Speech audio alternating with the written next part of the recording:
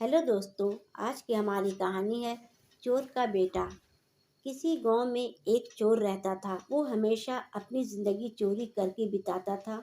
उसका एक 10 वर्षीय बेटा भी था। उसने सोचा क्यों ना अपने बेटे को भी चोरी का पाठ पढ़ाया जाए और फिर हम दोनों बाप बेटा मिलकर चोरी करेंगे और अपनी जिंदगी अच्छे से बिताएंगे। जब उसका बेटा 10-12 साल का हो गया तो उसने अपने बेटे को भी चोरी करने का पाठ पढ़ाया। और एक दिन फिर ऐसा आया कि उसका बेटा भी चोरी करने में माहिर हो गया। और अब दोनों बाप बेटा मिलकर चोरी करते और अपनी ज़िंदगी व्यतीत करते। अब दोनों बाप बेटा को ऐसा लगने लगा हमारी ज़िंदगी बहुत ही सरल है। और वो दोनों आराम से चोरी करते, लेकिन बेटे के मन में ये हमेशा खटक रहती कि ये अच्छा काम नहीं है। उसने अपने पिता को हमेशा मना किया कि पिताजी ये काम अच्छा नहीं है, हम कोई अच्छा काम करते हैं। लेकिन पिता जो है बचपन से चोरी का ही पाठ पढ़ा था और अपने बच्चे को भी चोरी का ही पाठ पढ़ाया था। इसलिए उसके पिता के दिमाग में कुछ नहीं घुस रहा था। लेकिन उसका बेटा कहीं न कहीं उसे चोरी करना पसंद नहीं था। लेकिन बहरहाल वो अपने पिता के आदेश के अनुसार चोरी करता रहता था। एक दिन चोर ने अपने बेटे से कहा, देखो बेटा, साधु संतों की बात कभी नहीं सुननी चाहिए। अगर कहीं कोई महात्मा उपदेश देता हो तो अपने कानों में उंगली डालकर वहां से भाग जाना, समझे? हाँ पिताजी, समझ गया। एक दिन लड़के ने सोचा क्यों ना आज राजा के घर में ही चोरी किया जाए। ऐसा सोचकर वह राजा के घर की तरफ चल पड़ा। थोड़ी ही दूर जाने के बाद उसने देखा कि रास्ते में बहुत भीड़ लगे हुए हैं। बहुत से लोग एक जगह पर खड़े हैं। उसने एक आते हुए व्यक्ति से पूछा, उस जगह पर इतने लोग क्यों जमा हुए हैं? उस आदमी ने जवाब दिया, वहाँ एक महात्मा उपदेश दे रहा है। यह सुनकर उसका माथा ठनका। इसका उपदेश नहीं सुनूंगा। उसे अपने पिता की बात याद आ गई। कोई महात्मा उपदेश दे रहा हो तो वहाँ से भाग जाना चाहिए। उसने ऐसा सोचकर अपने कानों में उंगली डालकर वहाँ से भाग निकला। जैसे ही वह भीड़ के निकट पहुंचा, एक पत्थर से ठोकर लगी और वहां गिर गया। उस समय महात्मा जी कह रहे थे, कभी झूठ नहीं बोलना चाहिए। जिसका नमक खाया उसका कभी बुरा नहीं सोचना चाहिए।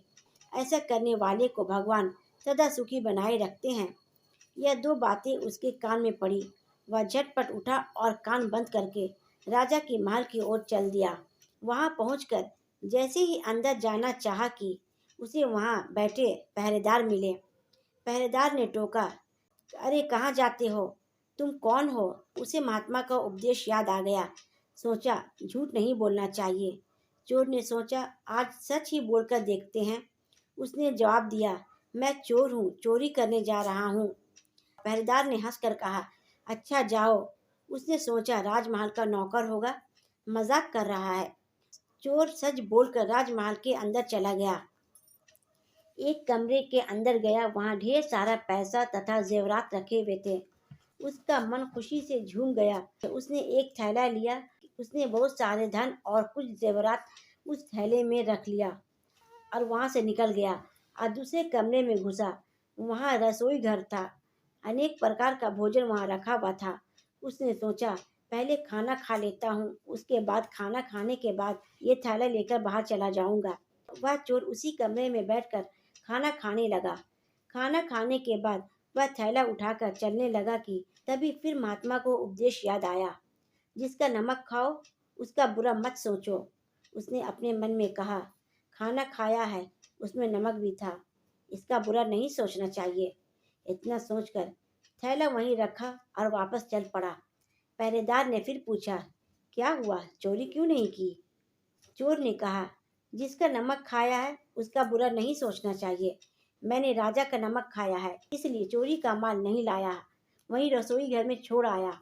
इतना कहकर वह वहां से चल पड़ा। उधर रसोई घर से शोर मचने लगा, पकड़ो पकड़ो, चोर भागा जा रहा है। पहरेदार ने चोर को पकड़कर दरबार में पेश किया। राजा के पूछने पर उसने बताया कि एक महात्मा के द्वारा दिए गए उपदेश के मुताबिक मैंने पहरेदार के पूछने पर अपने को चोर बताया, क्योंकि मैं चोरी करने आया था। आपका धन चुरा लिया, लेकिन आपका खाना भी खाया था जिसमें नमक मिला था। इसलिए आपके प्रति बुरा व्यवहार नहीं किया और धन छोड़कर भागने लगा। उसके उत्तर पर राजा बहुत खुश हुआ और उसे अपने दरबार में नौकरी दे दी। वह चोर नौकरी पाकर बहुत खुश हो गया। वह 2-4 दिनों तक घर नहीं गया। उसके पिता को चिंता हुई। उसे लगा कि मेरा बेटा पकड़ा गया। लेकिन 2-4 दिनों के बाद जब लड़का अपने पिता के घर गया तो उसके पिता अचंभित रह गए अपने बेटे को अच्छे वस्त्र में देखकर। लड़का बोला, पिताजी, आप तो कहते थे कि किसी साधु संत की बात मत सुनो, लेकिन मैंने एक महात्मा की बात सुनी और उसी के मुताबिक काम किया तो देखिए सच्चाई का फल। मुझे राजमहल में अच्छी नौकरी मिल गई। पिताजी, आपसे विनती है कि आप भी चोरी करना छोड़ दें और अच्छी जिंदगी बिताइए कहीं नौकरी करके।